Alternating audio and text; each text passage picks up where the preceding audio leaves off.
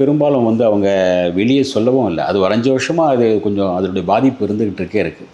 அடிக்கடி அவங்க உடல் வந்து மெலிஞ்சிட்டே போகும். அது ஏதோ டயட்டில் இருக்கேன் அப்படிங்கிற மாதிரி எங்க சொல்லி டயட்டில் இருக்கேன் இதில் இருக்கேன்னு சொல்லிட்டு அப்படியே சமாளிச்சிருக்காங்க சொந்தக்காரங்க கிட்டே மத்தியிலையும். அந்த அக்கா வந்து தம்பி மேலே அந்த அளவுக்கு பாசமாக இருந்தாங்க. எதுனாலும் தம்பி கிட்டே தான் பேசிகிட்டு இருப்பாங்க அதிகமாக. தம்பியோட குழந்தைகிட்ட இப்போது அந்த குழந்தை வந்த பிறகு அவங்க ரொம்ப அது மேலே ஒரு மிகப்பெரிய பாசமாக போயிடுச்சு. அதே சமயத்தில் ராஜா சாருக்கு அவருடைய மகள் மீது ரொம்ப ரொம்ப பாசம். இப்போ சில பேர் வந்து கேன்சர் வந்து இது பண்ணியிருக்காங்க, கொஞ்சம் ட்ரீட்மெண்ட் பண்ணி கொஞ்சம் காப்பாற்றி வந்திருக்காங்க. அந்த மாதிரி இது காப்பாற்றப்படலாம் வந்துடலாம் அப்படிங்கிற ஒரு நம்பிக்கை தானே. அந்த நம்பிக்கையோடு தான் அவங்க நம்பிக்கை இழக்காமல் மகளை வந்து காப்பாற்றலாம், நம்ம மகள் திரும்ப வந்து கிடைச்சிருவாங்கிற ஒரு நம்பிக்கை தான் அவர்கிட்ட இருந்தது அதிகமாக. எப்போவுமே இயல்பாக தான் இருப்பாங்க. இப்போ பெரும்பாலும் உங்களுக்கு அந்த அதிகமாக மேக்கப் போட்டு இது போட்டு அந்த இதெல்லாம் கிடையாது. அலட்டல் புலட்டல்லாம் கிடையாது. சாதாரணமாக பேசுகிற மாதிரி சாதாரணமாக பேசுகிற மாதிரி தான் இருப்பாங்க. சில பேர் உட்காந்து அதுக்குன்னு ஒரு நாள் ரிகர்சல்லாம் பார்ப்பாங்களே, இப்படி உட்காந்து பேசணும் இப்படி பேசணும், அதெல்லாம் கிடையாது. இயல்பாக அப்படியே உட்காந்து அப்படியே பேசுவாங்க. பெட்ரோலோக்ஸ் நெஞ்சங்களுக்கு வணக்கம். நான் உங்கள் கார்த்திக். இன்றைய சிறப்பு நேர்காணலில் நம்மோடு இணைந்திருப்பவர் கலைமாமணி மற்றும் மூத்த பத்திரிகையாளர் திரு சபிதா ஜோசப் அவர்கள். வணக்கம் சார். வணக்கம் சார். முதலில் பாடகி மற்றும் இசையமைப்பாளர் பவதாரணி அவர்களுக்கும் அவருடைய குடும்பத்தாருக்கும் ஆழ்ந்த இரங்கலை தெரிவிச்சுங்க. அவருடைய நேற்று காலமானார். இலங்கையில் காலமாயிருக்க இன்றைய தினம் வந்து உடல் தமிழகத்திற்கு கொண்டு வரப்படும்ன்ற செய்தி வந்திருக்கு. உங்களுடைய அவருடைய இந்த மறைவை கேட்கும்போது நமக்கு வந்து ஒரு ஃபேஸ்புக்கில் ஒரு இளையராஜா சாருடைய ஒரு ரசிகை போட்டிருந்தாங்க. ஒரு பத்திரிகையாளர் தான் அவங்க, கவியன் மலர் அப்படின்னவங்க. பல சேனல்களை திருப்பி நான் பார்த்துட்ருக்கேன், இந்த நியூஸ் பொய்யா இருக்கக்கூடாதா அப்படிங்கிற ஒரு ஆதங்கத்தோடு சொல்லியிருப்பாங்க. அவங்களுக்கே அந்தளவுக்கு ஒரு மனசை நெருட வச்சுருக்கு, உடைய வச்சுருக்கு அப்படின்னா இளையராஜா சாருடைய வந்து மனசு எந்த அளவுக்கு உடஞ்சிருக்கும், எந்த அளவுக்கு, அதாவது செல்லப்பெண் ரொம்ப பிடிச்ச பொண்ணு. அவருடைய குரல் ரொம்ப நல்லா இருக்குது குரல் அப்படின்னு சொல்லுவார். அதாவது அந்தளவுக்கு மகள் மேலே ஒரு பாசம் அவருக்கு இருந்தது. அந்த பாசமான மகளை வந்து, அதாவது தன்னுடைய 84 வயது ஆனாலும் தன்னுடைய மகள் தானே, அது ஒரு 47 வயசு அவங்களுக்கு. இவ்வளோ சின்ன வயசுலேயே அவங்க தவறி போகிறது மிகப்பெரிய இழப்பு தான். ஒரு தேவதையே தனக்கு ஆதரவாக இருந்த ஒரு மகளை இழந்த மாதிரி தான் அவருக்கு ரொம்ப தவிப்பாக இருக்கார். ராஜா சாருக்கு முதல்ல நாங்கள் அனுபவம் தெரிவிச்சுக்கலாம். அவருடைய தம்பி யுவன் சங்கர் ராஜா, அண்ணன் கார்த்திக் ராஜா, இந்த குடும்பத்தாருக்கும் எங்களுடைய ஆழ்ந்த அனுபவத்தை தெரிவித்து கொள்கிறோம். இந்த ஆன்மா சாந்தி அடையணும், அவங்க சொர்க்கத்தில் போகணுன்னு கேட்டுக்கிறோம். இந்த செய்தி கேட்ட உடனேயே தோன்ற விஷயம், இளையராஜாவின் மகள் இறந்துட்டாங்க அப்படின்ற ஒரு செய்தி எல்லாருக்குமே பெரிய அதிர்ச்சி. திரையுலகிற்கும் சரி பொதுமக்களுக்குமே சரி மிகப்பெரிய அதிர்ச்சி தான். ஏன்னா அவங்கள பற்றின எந்த நியூஸுமே அது வரைக்கும் வரலை. காரணம் எதுவுமே இல்லை. அவங்க எப்போவுமே சாதாரணமாக எப்படி இருக்குமோ அந்த மாதிரியான ஒரு விஷயமாக தான் இருந்தது. திடீர்னு இப்படி ஒரு செய்தி கேட்டிங்கன்னா, நமக்கு இதற்கு 1 மாதத்திற்கு முன்பாக கேப்டன் விஜயகாந்த் அவர்களின் மரணமே இன்னும் நமக்கு ஒரு ஆறாத வடுவாக இருக்கும்போது, மீண்டும் இந்த 2024 முதல் திரைத்துறையிலிருந்து முதல் பலி அப்படின்னும் போது ஒரு மீளா துயரத்தில் தான் இருக்க வேண்டிய ஒரு கட்டாயம் இருக்குது. இந்த பவதாரணி அவர்களுடைய இந்த இறப்பில் உள்ள செய்தி என்ன? எதனால் இந்த இறப்பு திடீர்னு நடந்திருக்கு? ஏன்னா வந்து நம்ம கேப்டன் விஜயகாந்த் நமக்கு தெரியும், அவர் உடல்நிலை சரியில்லாமல் இருந்தார், மருத்துவமனைக்கு கொண்டு சென்றாங்க. அதுக்கப்புறம் நடந்த விஷயங்கள் நமக்கு தெரியும். ஆனால் இந்த மாதிரி செய்தி எதுவுமே இவங்களோட இதில் கிடையாது. அதுவும் 47 வயது தான் ஆகுது. இதோடைய பின்னணி என்னவா இருக்குது சார்? இந்த செய்தி வந்து பெரும்பாலும் வந்து அவங்க வெளியே சொல்லவும் இல்லை. அது ஒரு 5 வருஷமாக அது கொஞ்சம் அதனுடைய பாதிப்பு இருந்துக்கிட்டே இருக்குது. அடிக்கடி அவங்க உடல் வந்து மெலிஞ்சிட்டே போகும். அது ஏதோ டயட்டில் இருக்கேன் அப்படிங்கிற மாதிரி எங்க சொல்லி டயட்டில் இருக்கேன் இதில் இருக்கேன்னு சொல்லிட்டு அப்படியே சமாளிச்சிருக்காங்க சொந்தக்காரங்க கிட்டே மத்தியிலையும். பெரும்பாலும் இவங்க வெளிப்படையாக பேச மாட்டாங்க. வெளிப்படையாக பேசவும் கொஞ்சம் மனசில் இருக்கிறத வெளியே சொல்லவும் மாட்டாங்க. அந்தளவு கொஞ்சம் ஒரு யார்கிட்டனா அவங்க அம்மா கிட்ட தான் அதிகமாக பேசிகிட்டு இருப்பான். அவங்க அம்மா இருக்கிற வரைக்கும் அம்மா கிட்டே ரொம்ப ஒட்டுதல் எடுப்பான். அம்மா கிட்ட தான் எல்லா விஷயங்களும் பகிர்ந்துக்குவாங்க. அதுக்கு பிறகு தன்னுடைய தம்பி கிட்டே தான், யுவன் கிட்ட கொஞ்சம் நெருக்கமாக இருப்பாங்க, அவர்கிட்ட பேசுவாங்க. ஆனாலும் கூட அவங்ககிட்டையும் கூட கொஞ்சம் கொஞ்சமாக தெரியுது. ஒரு 5 வருஷத்துக்கு பிறகு தான், அவங்க 5 வருஷம் ஏறக்குறைய 5 வருஷமாக இது இருந்திருக்கு உள்ளுக்குள்ளே. அது கொஞ்சமாக ஏதோ போயிட்டுருக்கு, என்னன்னு தெரியல, உடல் இதுலையோ அப்படிங்கிற மாதிரி அவங்க இருந்துகிட்ருக்காங்க. சமீப காலத்திலாம் தெரியும் போது யுவன் என்ன பண்ணுறாருன்னா, அவராக தான் இப்போ வந்து வேறு மாதிரி ஏதாச்சும் அவங்க ட்ரீட்மெண்ட் கொடுக்க முடியுமா, அவங்கள காப்பாற்ற முடியுமா அப்படின்னு சொல்லும்போது இலங்கையில் இந்த மாதிரி வந்து ஆயுர்வேதாவில் பண்ணுறாங்க அப்படின்னு விசாரித்து நல்லா பண்ணுவாங்க அப்படின்னு சொல்லி தான் அதுக்கு பிறகு தான் இவன் தான் அனுப்பி வைக்கிறார். இவனுடைய கடைசி படத்தில் தான் இவங்க பாடுறாங்க, தான் மாநாடில் தான் அந்த பாடுறாங்க. அந்த மாதிரி அவங்க வந்து வெளியே சொல்லலை, அதிகமாக எதுவுமே சொல்ல மாட்டாங்க. ராஜாவுக்கு அது தெரியும். தெரிஞ்சாலும் கூட அவர் வந்து சரி கடவுள் மேலே பாரம் போட்டு அதை ட்ரீட்மெண்ட்டு கொடுத்துட்ருக்கோம், அது இதாகிடும் அப்படிங்கிற நினச்சிட்டு இருந்தார் அவர். அது இப்படி முடியும்னு அவருக்கும் தெரியல. அதனால தான் அவர் வந்து ராமர் கோயிலுக்கும் போகல. இந்த விஷயம் தெரிஞ்ச உடனே அவர் அங்கே ரொம்ப ஆப்செட் ஆகிட்டு அதோட உடஞ்சி போயிட்டார், ரொம்ப உடஞ்சி போயிட்டார். அப்போது இது திடீர்னு நடந்ததில்லை? ஆமாம், திடீர்னு நடந்ததில்லை. உள்ளுக்குள்ளே அது இருந்தது. அது வந்து ஏதோ ஒரு இல்லை முடியாது. இப்போ சில பேர் வந்து கேன்சர் வந்து இது பண்ணியிருக்காங்க, கொஞ்சம் ட்ரீட்மெண்ட் பண்ணி கொஞ்சம் காப்பாற்றி வந்திருக்காங்க. அந்த மாதிரி இது காப்பாற்றப்படலாம், வந்துடலாம் அப்படிங்கிற ஒரு நம்பிக்கை தானே. அந்த நம்பிக்கையோடு தான் அவங்க நம்பிக்கை இழக்காமல் மகளை வந்து காப்பாற்றலாம், நம்ம மகள் திரும்ப வந்து கிடைச்சிருவாங்கிற ஒரு நம்பிக்கை தான் அவர்கிட்ட இருந்தது அதிகமாக. அதனால் வந்து அதை பெருசாக அவங்க வெளியே காட்டிக்கலை, யாருக்குமே அது தெரியல. அந்த நியூஸ் வந்து வெளியே கொண்டு கசியலை. இந்த மாதிரி ஒரு கசிஞ்சால் வேறு மாதிரி போயிடுமே அப்படிங்கிறனால அது பண்ணிக்கலை. ஏன்னா ஏற்கனவே மகளுடைய லைஃப் வந்து கொஞ்சம் பெருசாக சரியாக அமையலை, திருமண வாழ்க்கை. ஆமாம், அது ஒரு திருமணம் பண்ணாங்க, லவ் மேரேஜ் தான் ஏறக்குறைய. யார் அவங்க வந்து சபரிராஜ் அப்படின்னு அவர் வந்து ஒரு விளம்பர நிறுவனம் வச்சுருக்காரு, கண்ணன் அட்வர்டைஸிங் அப்படிங்கிற மாதிரி ஒரு வச்சுருக்காரு. அவங்களுக்கு தான் கல்யாணம் பண்ணிட்டாங்க. அவங்களுக்குள்ள ஒரு கருத்து வேறுபாடு ஏற்பட்டு கொஞ்சம் விலகிட்டாங்க. விவாகரத்தில் நான் நடிச்சிருச்சேன். குழந்தைகள்லாம் கிடையாது. குழந்தைகள்லாம் கிடையாது. அவங்களுக்கு வந்து இப்போது குழந்தைன்னா இவனுடைய மகள் தான். அவங்க மேலே தான் நம்ம பாசம். காரணம் வந்து அந்த பொண்ணு பிறந்த நேரம் வந்து அவங்க அம்மாவுடைய பிறந்தநாள் அன்றைக்கி பிறந்தாங்க. அதனால் தன்னுடைய தாயே மறுபடியும் பிறந்த மாதிரி அவங்க அந்த அளவுக்கு பாசமாக அந்த ஏன்னா அவங்க குடும்பத்தில் இது இரண்டாவது இழப்பு இல்லையா? ஏன்னா இளையராஜாவின் மனைவி இறந்தாங்க. அதுக்கப்புறம் இப்போ அவங்களுடைய மகள் இறந்துருக்காங்க அப்படின்னும் போது பெரிய இழப்பு இளையராஜா அவர்களின் குடும்பத்துக்கு. குறிப்பாக சொல்லணும்னா யுவன் சங்கர் ராஜாவுக்கு பெரும்பாலும் அவருடைய அந்த கான்செப்ட்லாம் அவங்க தான் அந்த ட்ரெஸ் எல்லாமே அவருக்கு என்ன மாதிரியான உடைகள் அலங்காரம் செய்யணும் அப்படின்ற விஷயங்கள்லாம் அவங்க தான் வந்து அவருக்கு பண்ணுவாங்கன்ற விஷயங்கள்லாம். இல்லை, அந்த கிட்டாரெல்லாம் அவர் தான் கற்றுக் கொடுத்தாங்கன்னு சொன்னார், அவரே சொல்லியிருப்பாங்க. ஆனால் சின்ன வயசுலேருந்து இவங்களுக்குள்ளே ஒரு சேர்ந்து தான் இது பண்ணிடுவார். அவர் 7 வயசுலேயே இவர் கார்த்திக் வந்து அப்பா கூட ஒன்றிட்டார். அப்பாவுடைய செல்ல பிள்ளை அவர். இவங்க 2 பேருமே வந்து அம்மாவுடைய செல்ல பிள்ளைகள். 2 பேருமே அம்மா கூட ஒட்டுதலோடு இருப்பாங்க. இவனும் 2 பேர் தான் உட்காந்து, இவங்க 2 பேர் தான் பியானோ வாசிக்கவோ வீணை வாசிக்கவோ 2 பேரும் இது பண்ணிகிட்ருப்பாங்க. இவன் தான் இவங்ககிட்ட அடிக்கடி கேட்பார், இந்த ராகம் என்ன சொல்லு, இந்த ராகத்துக்கு பேர் என்ன, இது இந்த ராகமா, இது இந்த ராகமா.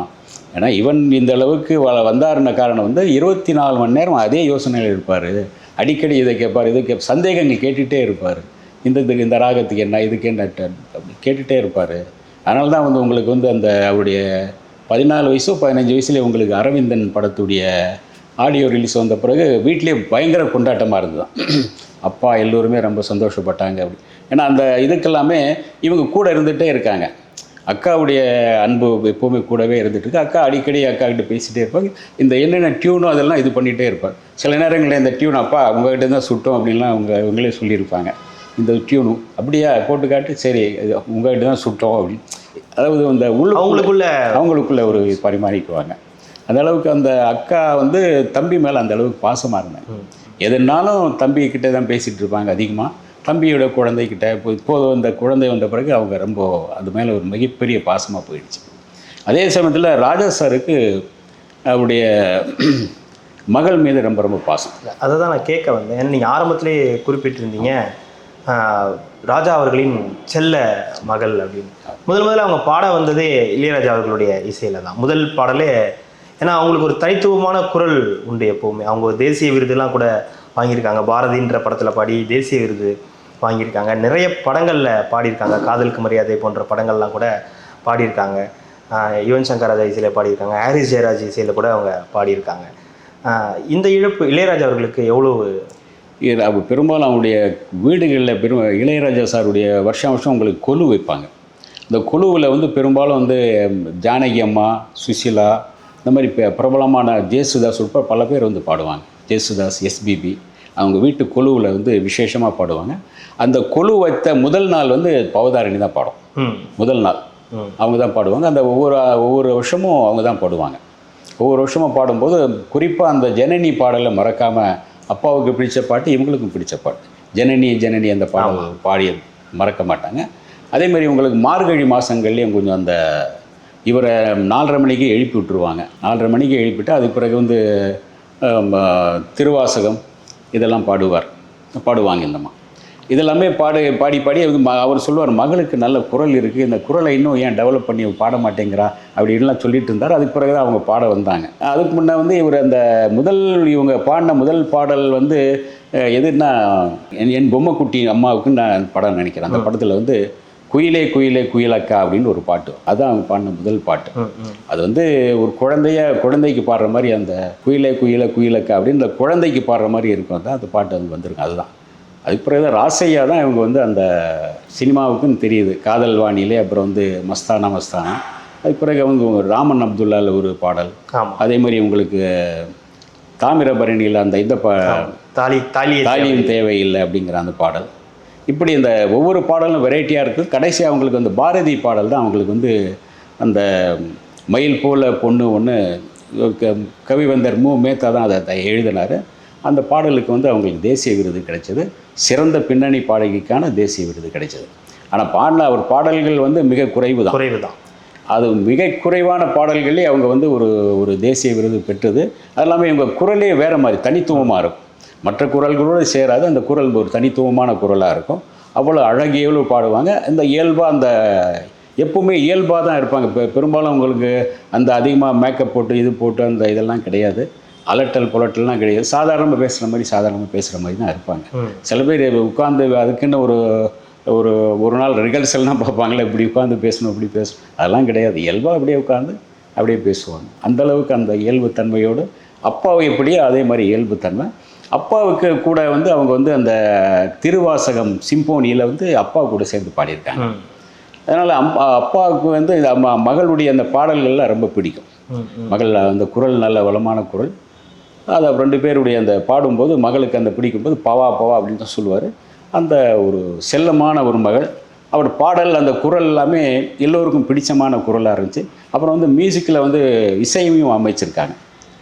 ஒரு 11 படங்களுக்கு பண்ணியிருக்காங்க. மாயநதி அவங்களுடைய 11வது படம். அதுக்கு முன்னே வந்து உங்களுக்கு வந்து ரேவதியுடைய 2 படங்கள், மித்ரா மை ஃப்ரெண்டு, அப்புறம் வந்து ஹம் சலோங்கே அப்படிங்கிற மாதிரி ஒரு படம். அது சல்மான் கானும் அபிஷேக் பச்சன் நடித்த படம். இந்த 2 படத்துக்கும் பாடியிருக்காங்க. அப்புறம் தெலுங்கில் வந்து அவுனா அப்படின்னு ஒரு தெலுங்காக தான் ஃபஸ்ட்டு படம். அப்புறம் கன்னடத்தில் இது பண்ணியிருக்காங்க. மலையாளத்தில் ஏறக்குறைய 5 மொழிகளில் ஒரு 11-12 படங்கள் பண்ணியிருக்காங்க, இசையமைச்சிருக்காங்க. அந்த இசையமைச்ச படங்கள் எல்லாமே ஒரு பெரிய பேனர் படங்கள் தான். இது வந்து அப்பாவுக்கும் அதை வந்து அவர் கேட்டுக்க மாட்டார், இவங்களா போட்டு காட்டுவாங்க. இந்த மாதிரி அப்படியா, சரி ஓகே நல்லா பண்ணியிருக்கேன். ஏன்னா அந்த ஒரு சொல்கிற மாதிரி வந்து உங்கள் மாஸ்டர் பீஸ் யார் அப்படின்னு ஒரு முறை விகடனில் கேட்கும்போது, மாஸ்டர் பீஸ்னால் என்னுடைய 3 பசங்க தான் அப்படின்பார். கார்த்திக் ராஜா, யுவன் சங்கர் ராஜா, இவங்க பவதான். ஒவ்வொருத்தரும் டேலண்டாக தான் இருந்திருக்காங்க. கார்த்திக் ராஜா அப்பா மாதிரியே அந்த மியூசிக்கில் அப்படி போயிருப்பார். இவங்க வந்து பியானோ வாசிக்கிறது இதெல்லாம் போயிட்டு, அது போக வந்து இப்போ சமீப காலமாக அவங்க ஒரு ஸ்கூல் கூட வச்சுருந்தாங்க. மியூசிக் ஸ்கூல் ஒன்று சின்னதாக ஒன்று ஆரம்பித்து அதை இப்போ குழந்தைகளுக்கு வந்து அந்த கர்நாடக சங்கீதம் கற்றுக் கொடுக்கணுங்கிற அந்த எய்மோடு தான் கற்றுக் கொடுத்துட்டு இருந்தாங்க. ஹிந்துஸ்தானி கர்நாடகம்லாம் கற்றுக் கொடுத்துருந்தாங்க. அது ஒரு ஸ்கூல் மாதிரி வச்சு தனக்கு ஒரு பொழுதுபோக்கும் இருக்கணும், அதே சமயத்து பாடலரும் இசையமைக்கிறோம், இதை தாண்டி தனக்குன்னு ஒரு ஆத்ம திருப்திக்காக அந்த மாதிரி தொடங்கினாங்க அவங்க. இந்த மாதிரி உங்களுக்குள்ள நிறைய விஷயங்கள் இசையை சார்ந்து, அந்த குடும்பமே இசையை சார்ந்து தான் அப்படின்றது. கார்த்திக் ராஜா கம்மியான படங்கள் தான் பண்ணியிருக்காரு. யுவன் பார்த்தீங்கன்னா 125 படங்களுக்கு மேலே போயிட்டார். 25 வருஷம் ஆகிடுச்சு அவருக்கு ஃபீல்டுக்கு வந்து, அது தாண்டி போயிட்டார். அது வரைக்கும் ரொம்ப சந்தோஷம் அப்படின்னு நம்ம சொல்லிட்டு இருப்பாங்க. நீங்கள் தான் அவருக்கு மியூசிக் அதெல்லாம் கிடையாது. அவனுக்கு ஃபுல் ஆர்வம் இருந்தது. 24 மணி நேரம் அவன் அதே ஞாபகத்தில் இருப்பான், அதே ஒவ்வொரு கேள்வியை கேட்டு என்னை தொலைப்பான். அதனால தான் அந்த சின்சியரான அந்த கடும் உழைப்பு தான் இவனை இவ்வளோ தூரம் கொண்டு வந்தது அப்படின்னு சொல்லியிருப்பாங்க தம்பி. பவதாரணி அவர்களுடைய அந்த இறப்புன்றது இளையராஜாவின் மனைவி, அடுத்து இளையராஜாவின் மகள் கங்கைமரனின் மனைவியும் கூட தவறிட்டாங்க. கிட்டத்தட்ட அந்த குடும்பத்தில் உள்ள 3 பெண்கள் வந்து 3 தவறி இருக்காங்க. 3 பெண்கள் இல்லாத ஒரு குடும்பமாக அது. சித்தப்பா இவர் பாஸ்கர், ஆமாம், இவங்க எல்லாருமே ஒரே ஃபேமிலி தான். ஒரே வெங்கட் family பிரபு, தான். பிரேம்ஜி எல்லாருமே இது ஒட்டுமொத்த அந்த குடும்பத்துக்குமே பெரிய, ஏன்னா மூன்றுமே பெண்கள் தான். ஆமாம். இந்த பெண்கள் இல்லாத ஒரு குடும்பமா அது வந்து இப்போ இருக்கு. ஏன்னா வெங்கட் பிரபு அவர்களுக்கு ஒரு மனைவி இருக்காங்க, இப்போ யுவன் சங்கர் ராஜா வீட்டில் ஒரு மனைவி கார்த்திக் ராஜா. ஆமாம். மற்றபடி அந்த அந்த வீட்டு பெண்கள் அப்படின்றவங்க இறந்துட்டுன்றது ஒரு இழப்பு தான் அது. ஏன்னா இவங்களுடைய அந்த ஒரு நட்பு வட்டமும் இவங்களுக்கு ஏறக்குறைய அந்த ட்விட்டரில் 70,000 பேர் இவங்களை ஃபாலோ பண்ணியிருக்காங்க. அந்த அளவுக்கு அதில் சுறுசுறுப்பாக இருந்திருக்காங்க. ட்விட்டர்ல எல்லாம் கொஞ்சம் அந்த கேள்வி பதிலெலாம் இது பண்ணியிருக்காங்க. சில இடங்கள் ட்விட்டர்லேயே வந்து உங்களுக்கு பிடிச்ச பாடகர் யார், பாடல் என்ன, மனோரமா பாட்டு எந்த பாட்டு பிடிக்கும், அப்புறம் வந்து அது சொல்லியிருக்காங்க. அப்புறம் வந்து பிடிச்ச பாடகி ஹிந்தி பாடகின்னா ஸ்ரேயா கோஷல் அப்படின்னு சொல்லியிருக்காங்க. தமிழில் வந்து உங்களுக்கு ரொம்ப பிடிச்ச ஜானகி அம்மா, சித்ரா, அப்புறம் எஸ்பிபி இவங்களை ரொம்ப பிடிக்கும், அவங்க பாடல்கள் நிறைய அடிக்கடி கேட்பேன் அப்படின்னு சொல்லியிருக்காங்க.